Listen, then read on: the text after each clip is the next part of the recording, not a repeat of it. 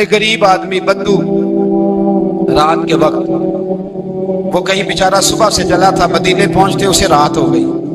اس نے ڈرتے ہوئے نا خیمہ باہر لگا لیا. جہاں رات ہوئی نا آدھی رات کو گئی 1-2 بجے سمجھ لے پہنچا مدینے، تو اس نے باہر نے خیمہ لگا لیا.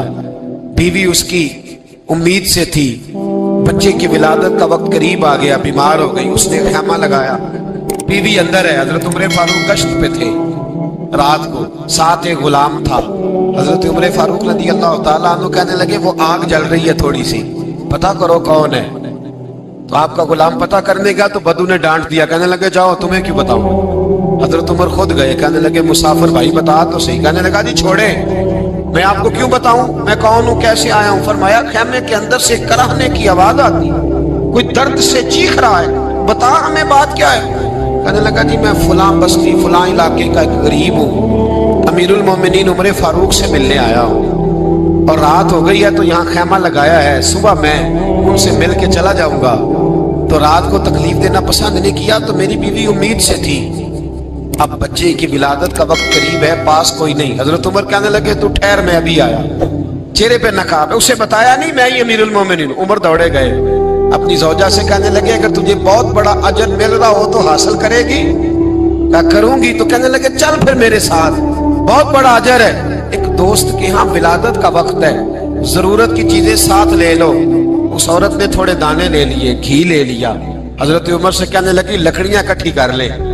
امیر المومنین کونسلر کی بات نہیں بتا رہا آپ کو، میں آپ کو ایم پی اے کی بات نہیں بتا رہا، اس کی بات بتا رہا ہوں جو 22 لاکھ مربع میل کا حکمران ہے.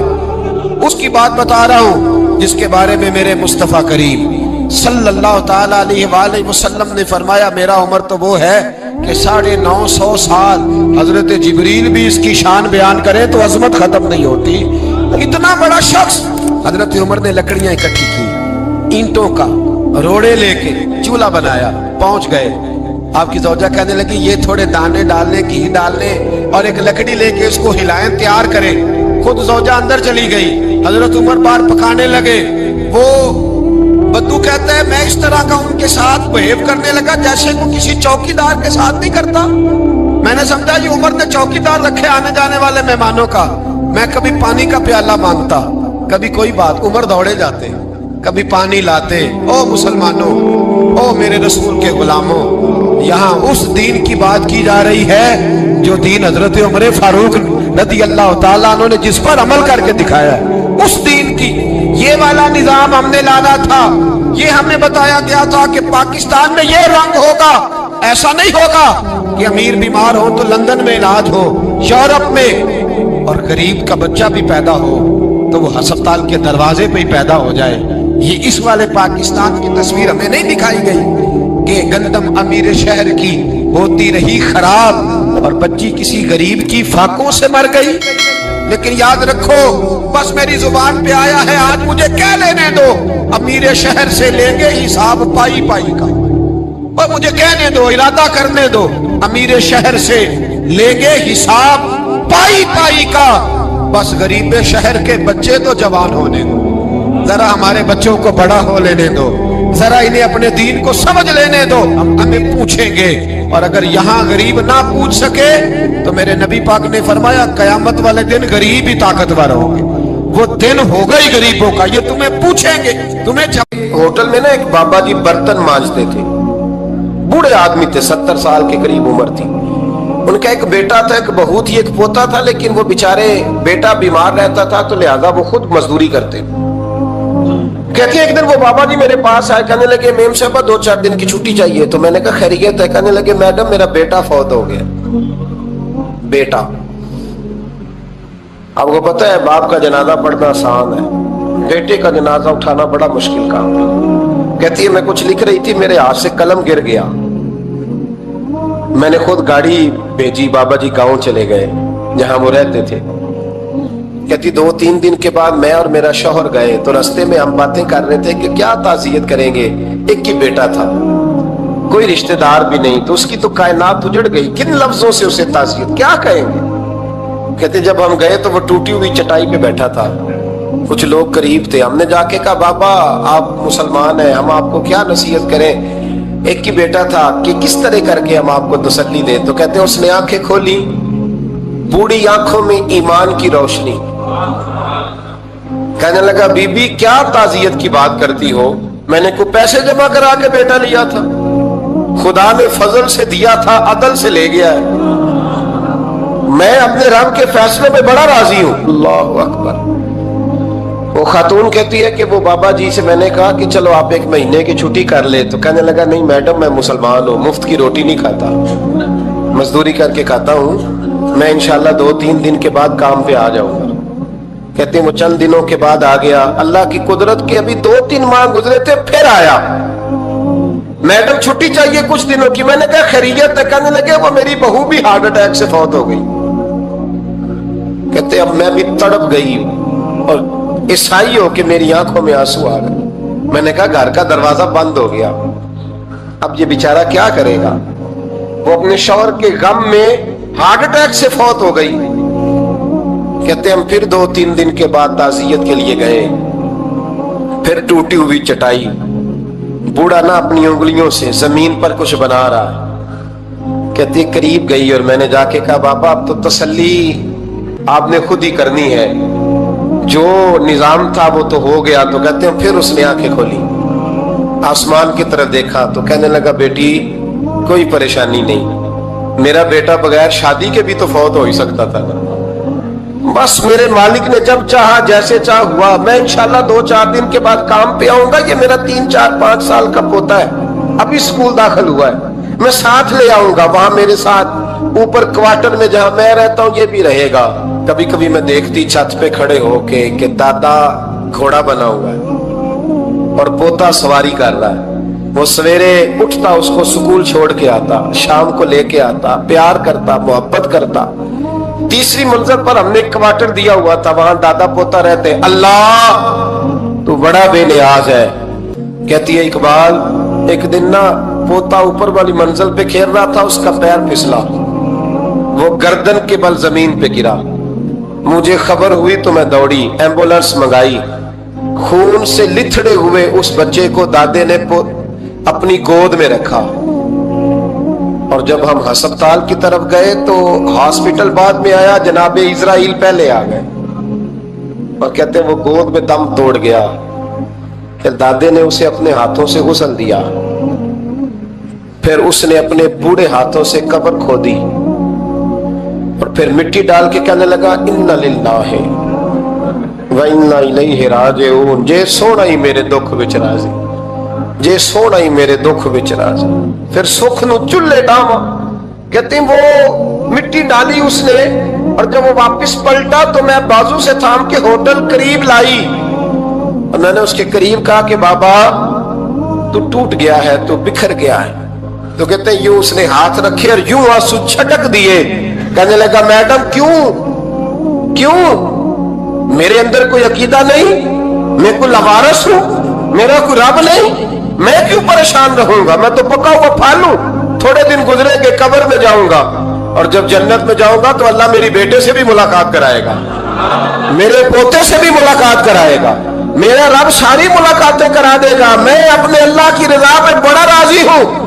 وہ خاتون کہتی ہے میرا اور میرے شوہر کا کلیجہ پھٹنے لگا. میں نے کہا بابا یہ جذبہ کہاں سے ملتا ہے, یہ سکون کہاں سے آتا ہے, یہ کیفیت کیسے ملتی ہے. مجھے کہنے لگا تو نے لینی ہے. میں نے کہا, تو کہنے لگا تو بھی گنبد خضرا والے نبی کا کلمہ پڑھ جا, اللہ تجھے سکون عطا کرے. حضرت عمر فاروق رضی اللہ تعالی عنہ. حضرت عمر معمولی شخص نہیں, معمولی آدمی نہیں. کچھ لوگ صدیوں کے بعد پیدا ہوتے ہیں,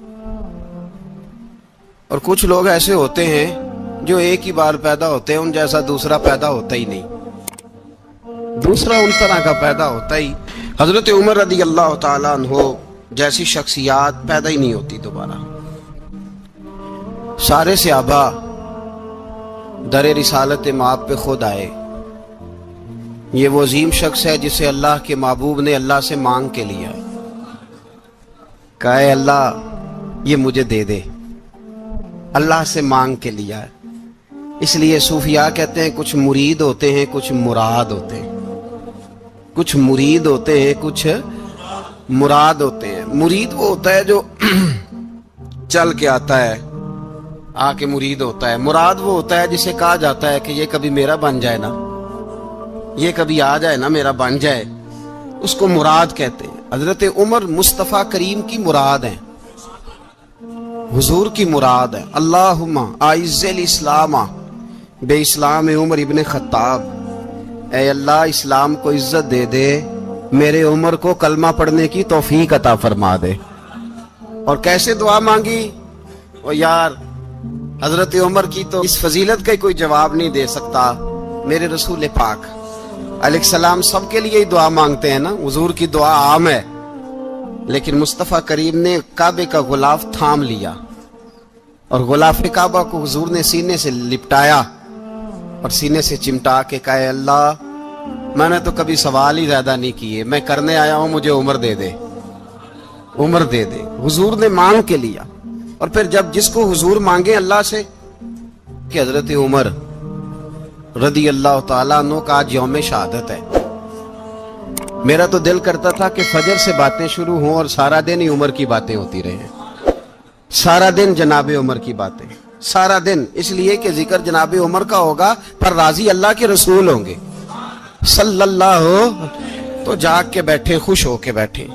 ہمارے ہاں منایا ہی نہیں جاتا، بابے اللہ کی تا ساؤن بھادروں اسو کتا تے منڈے جنوری فروری، تو اسلامی سال بھی گیا اور وہ تاریخیں بھی ساری گئیں۔ یکم محرم امت مسلمہ کے لیے بہت بڑا دن ہے، بہت بڑا دن، یہ شہادت ہے حضرت عمر فاروق کی رضی اللہ تعالی عنہ۔ یہاں چھوٹی چھوٹی باتوں پہ گورنمنٹ چھٹی کرتی پھرتی ہے، چھوٹی چھوٹی باتوں، الیکشن ہو گیا تو چھٹی، فلاں جگہ پہ تھوڑا سا کسی نے خبر دے دی کہ کوئی پریشانی ہے تو چھٹی، فلاں جگہ یہ ہو گیا تو چھٹی، یہاں تک کہ فلاں وزیر صاحب فلاں علاقے میں آئیں گے تو سارے علاقے کو چھٹی۔ اور اب تو اس سے بڑا حال ہونے لگا ہے، اگر جن لوگوں کی سندھ میں حکومت ہے ان کے لیڈر کا دن آیا تو اس دن چھٹی، اور جن کی پنجاب میں حکومت ہے ان کا دن آیا تو چھٹی۔ ہمارا مطالبہ ہے حکومت پاکستان سے، اگر سر اٹھا کے جینا چاہتے ہو تو یکم محرم کو چھٹی کیا کرو، اگر سر اٹھا کے جینا چاہتے ہو تو یکم محرم کو چھٹی کرو جناب عمر کے دن، اور ملت کے جوانوں کو بتاؤ کہ اگر عزت کی زندگی جینا چاہتے ہو تو اس طرح جیو جس طرح فاروق اعظم جی کے گئے ہیں، عزت اور وقار کی زندگی۔ جمہوریت حضرت عمر سے سیکھنی پڑے گی، حکومت کرنے کے طریقے حضرت عمر سے، رعایا کو سیکھنا پڑے گا کہ امیر کس طرح بنایا جاتا ہے اور امیر کس طرح کے ہوتے ہیں۔ یہاں لوگ ہمیں یورپ کی مثالیں دیتے ہیں، لوگ یہاں ہمیں آ کر کے امریکہ کی مثالیں، انہیں کیا پتا حکومت کیا ہوتی ہے، وہ کہتے ہیں جی وہ سائیکل پہ جاتا ہے ان کا حکمران۔ میں نے کہا وہ سائیکل پہ جاتا ہے؟ میرے عمر فاروق مدینے سے مکے گئے تھے تو پیدل ہی حج کرنے چلے گئے، پیدل ہی۔ اور جناب عمر فاروق رضی اللہ تعالیٰ عنہ عید کی نماز پڑھانے گئے، عید کی نماز عمر خطبہ عید دینے گئے۔ اور اس زمانے میں کون سا غریب ہے جو ننگے پاؤں جاتا ہو؟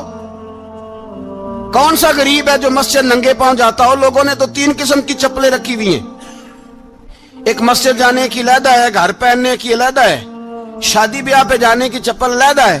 حضرت عمر فاروق رضی اللہ تعالیٰ عنہ نکلے عید کا خطبہ دینے کے لیے تو بیوی سے کہنے لگے جوتا، اس نے کہا صاحب اتنی دفعہ ٹوٹا ہے اب گانٹھا نہیں جا سکتا، اتنی دفعہ ٹوٹا ہے کہ اب دوبارہ پیمند نہیں لگ سکتے۔